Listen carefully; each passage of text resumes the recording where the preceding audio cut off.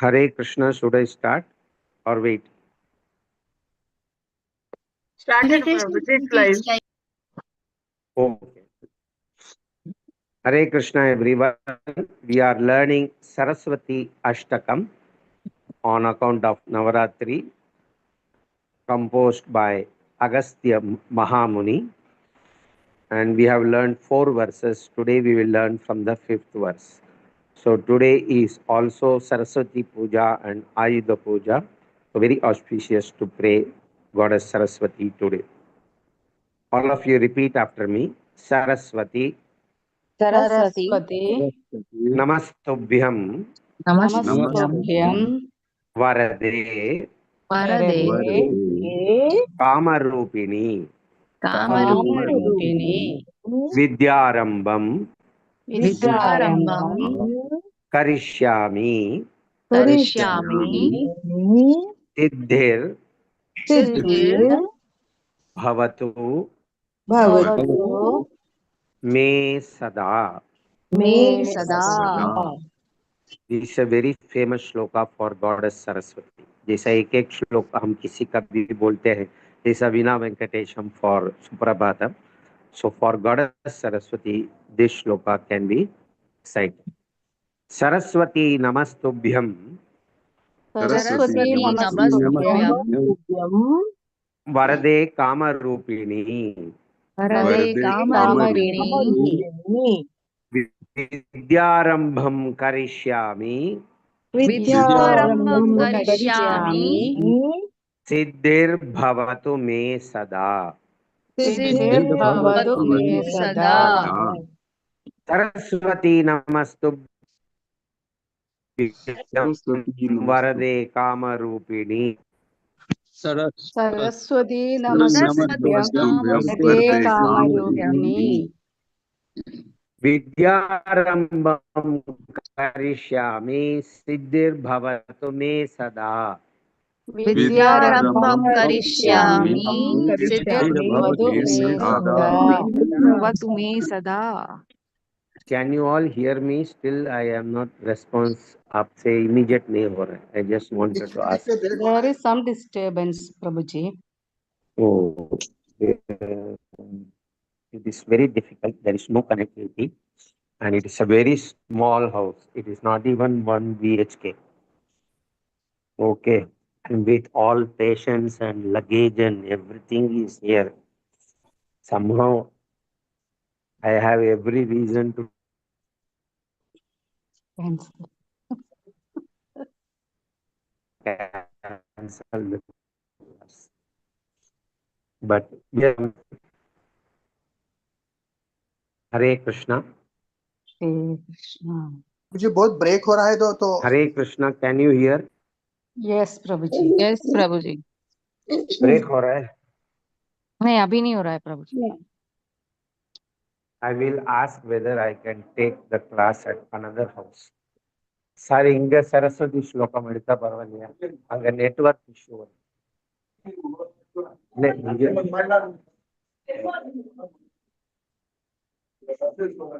Niki Saraswati Puja. So, is it better now? Yes, Prabhuji, yes. Perfect. I have gone to another near adjacent house. Saraswati Namastubhyam Varade Kamarupini. Vidyarambham Karishyami Siddhir Bhavatu Me Sada. Saraswati Namastubhyam Varade Kamarupini. Vidyarambham Karishyami Siddhir Bhavatu Me Sada. Translation. Obeisance to Devi Saraswati, who is the giver of boons and fulfiller of wishes. O Devi, when I begin my studies, please bestow on the capacity of right understanding always. Saraswati Namastubhyam. Saraswati Namastubhyam. Saraswati Namastubhyam. Saraswati Namastubhyam. Varade Kamarupini. Varade Kamarupini. विद्यारंभं करिष्यामि आरम्भं करिष्यामि विद्यारंभं करिष्यामि विद्यारम्भं करिष्यामि सिद्धिर्भवतु मे सदा सिद्धिर्भवतु मे सदा सिद्धिर्भवतु मे सदा सिद्धिर्भवतु मे सदा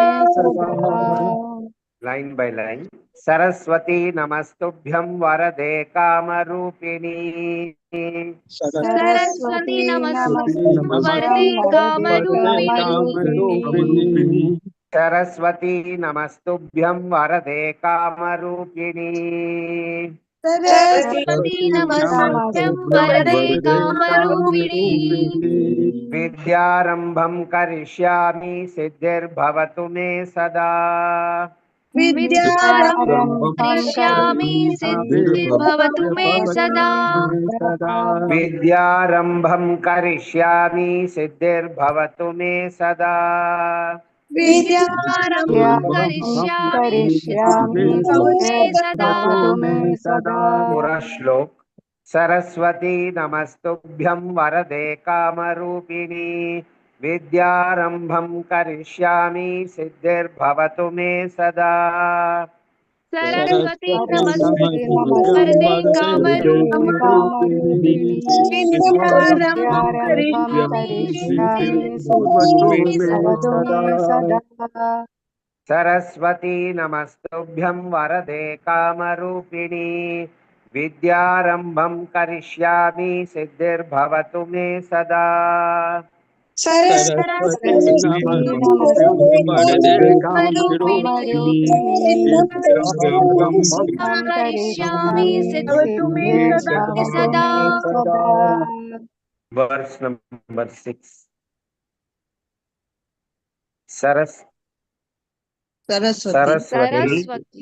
सरस्वती नमस्तुभ्यं नमस्तुभ्यं सर्वदेवी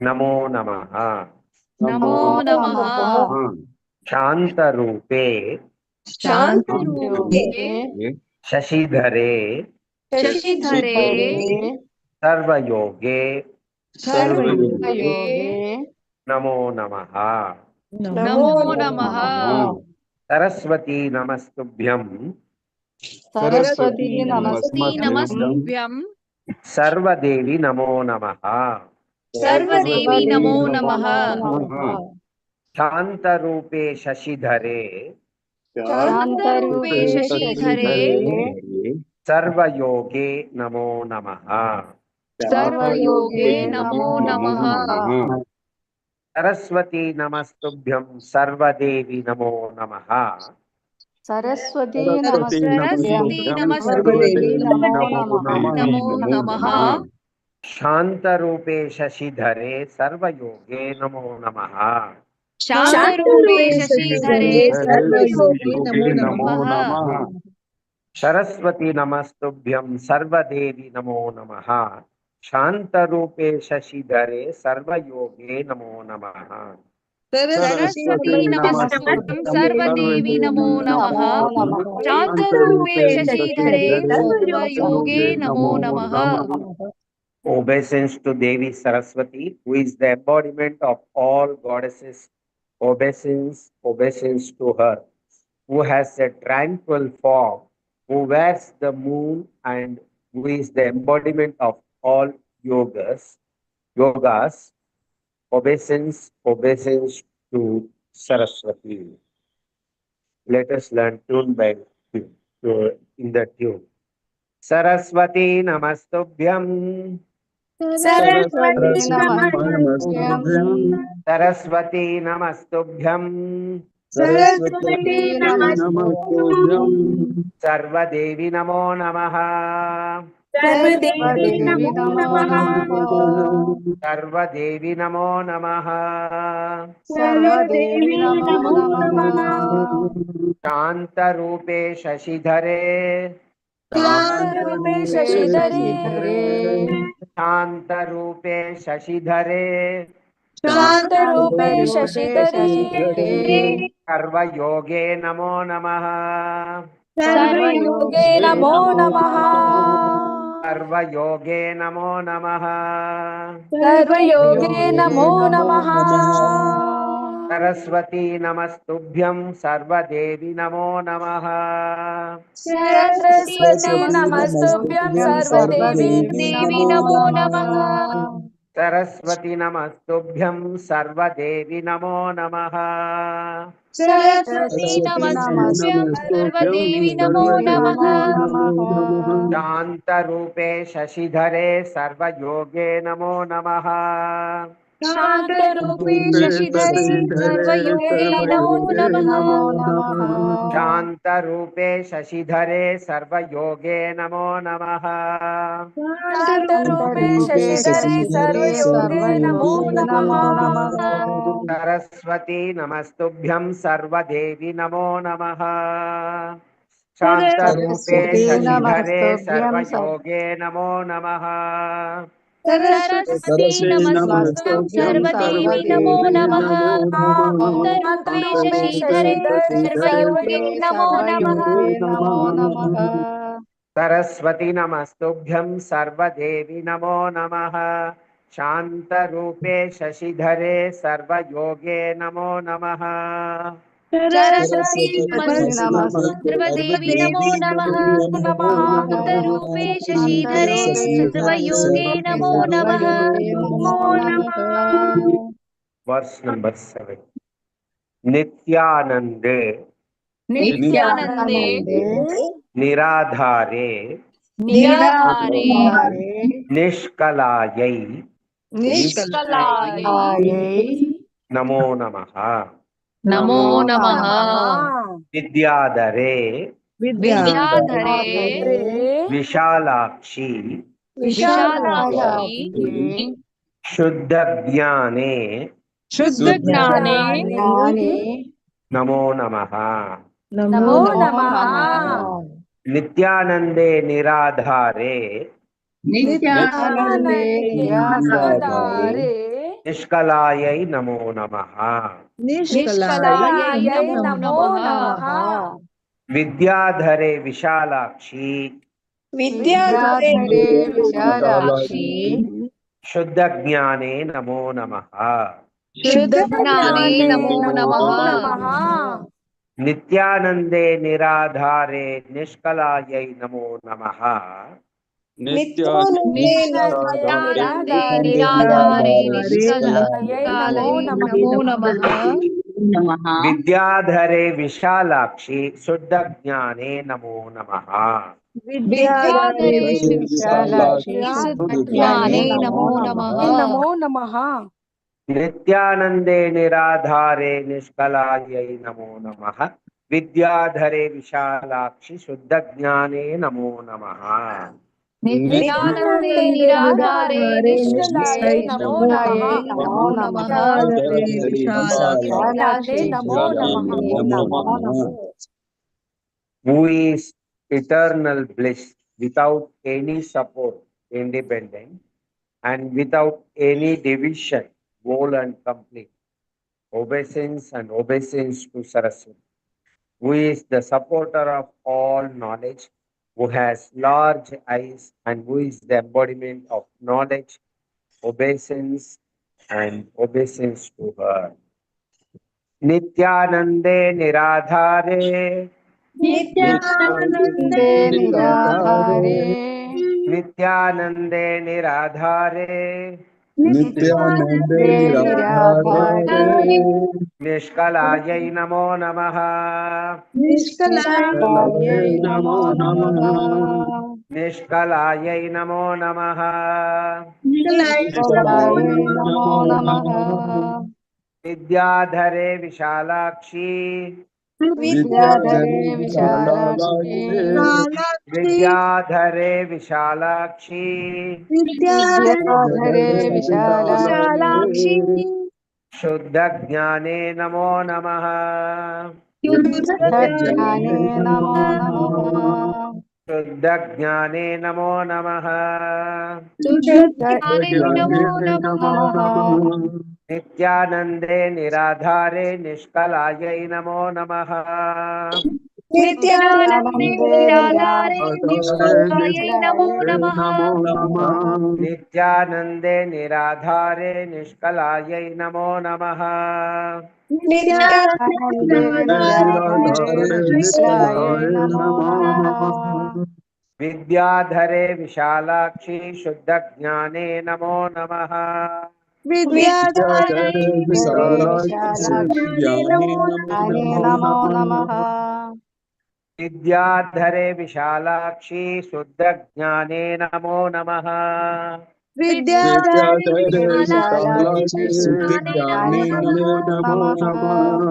नित्यानंदे निराधारे निष्कलायै नमो नमः। विद्याधरे विशालाक्षी शुद्ध ज्ञाने नमो नमः।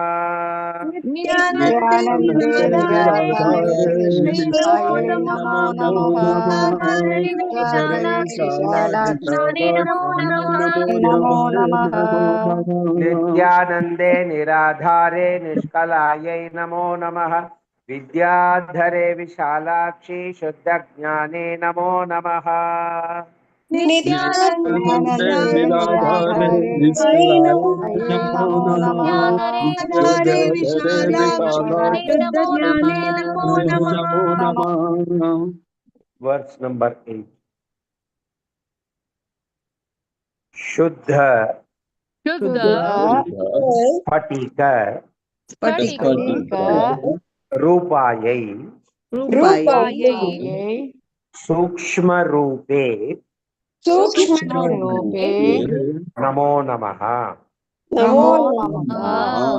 शब्द ब्रह्मी शब्द ब्रह्मी चतुर्हस्ते चतुर्हस्ते सर्वसिद्ध्यै सर्वसिद्धियै नमो नमः। नमो नमः। शुद्ध स्फटिक रूपायै शुद्धस्फटिकरूपायै सूक्ष्म रूपे नमो नमः। सूक्ष्मरूपे नमो नमः। शब्द ब्रह्मी चतुर्हस्ते शब्द ब्रह्मी चतुर्हस्ते सर्वसिद्ध्यै नमो नमः। सर्वसिद्धियै नमो नमः। शुद्ध स्फटिक रूपायै सूक्ष्म रूपे नमो नमः। शुद्धस्फटिकरूपायै सूक्ष्मरूपे नमो नमः। शब्द ब्रह्मी चतुर्हस्ते सर्वसिद्ध्यै नमो नमः। शब्द ब्रह्मी चतुर्हस्ते सर्वसिद्धियै नमो नमः। शुद्ध स्फटिक रूपायै सूक्ष्म रूपे नमो नमः। शब्द ब्रह्मी चतुर्हस्ते सर्वसिद्ध्यै नमो नमः। शुद्ध स्फटिक स्फटिकरूपायै सूक्ष्मरूपे नमो नमः। ब्रह्मी चतुर्हस्ते नमो नमः। Meaning, who is pure like a crystal and whose nature is extremely subtle. Obeisance, obeisance to Saraswati, who is the embodiment of Shabda Brahman, who has 4 hands and who is the embodiment of all siddhis. Obeisance, obeisance to Mata Saraswati. Shuddha Spatika Rupayai. शुद्ध स्फटिक Shuddha Spatika Rupayai. सूक्ष्म रूपे नमो नमः। सूक्ष्मरूपे नमो नमः। सूक्ष्म रूपे नमो नमः। सूक्ष्मरूपे नमो नमः। शब्द ब्रह्मी चतुर्हस्ते शब्द ब्रह्मी चतुर्हस्ते शब्द ब्रह्मी चतुर्हस्ते शब्द ब्रह्मी चतुर्हस्ते सर्वसिद्ध्यै नमो नमः। सर्वसिद्धियै नमो नमः। सर्वसिद्ध्यै नमो नमः। सर्वसिद्धियै नमो नमः। शुद्धस्फटिकरूपायै सूक्ष्मरूपे नमो नमः। स्फटिकरूपायै सूक्ष्मरूपे सूक्ष्मरूपे नमो नमः। शुद्धस्फटिकरूपायै सूक्ष्मरूपे नमो नमः। स्फटिकरूपायै सूक्ष्मरूपे नमो नमः। शब्दब्रह्मि चतुर्हस्ते सर्वसिद्ध्यै नमो नमः। शब्दब्रह्मे चतुर्हस्ते सर्वसिद्धिये नमो नमः। शब्दब्रह्मि चतुर्हस्ते सर्वसिद्ध्यै नमो नमः। शब्दब्रह्मे चतुर्हस्ते सर्वसिद्धिये नमो सर्वसिद्धिये नमः। नमो नमः। शुद्धस्फटिकरूपायै सूक्ष्मरूपे नमो नमः। शब्दब्रह्मि चतुर्हस्ते सर्वसिद्ध्यै नमो नमः। शुद्धस्फटिकरूपायै स्फटिकरूपायै नमो सूक्ष्मरूपे नमः। नमो नमः। शब्दब्रह्मे चतुर्हस्ते चतुर्हस्ते नमो सर्वसिद्धिये नमः। नमो नमः। शुद्धस्फटिकरूपायै सूक्ष्मरूपे नमो नमः। शब्दब्रह्मि चतुर्हस्ते सर्वसिद्ध्यै नमो नमः। स्फटिकरूपायै नमो सूक्ष्मरूपे नमः। नमो नमः। शब्दब्रह्मे चतुर्हस्ते सर्वसिद्धियै नमो नमो नमः। नमो नमः। Revision verses we will take tomorrow or in the next class. All of you repeat after me. Hare Krishna, Krishna Krishna, Hare Hare. Hare हरे Krishna, कृष्णा हरे Krishna कृष्णा Krishna, हरे Hare कृष्णा Hare. हरे Hare हरे Rama, Rama Rama, Hare Hare. Hare हरे Rama, Ram Hare हरे Rama, Ram Rama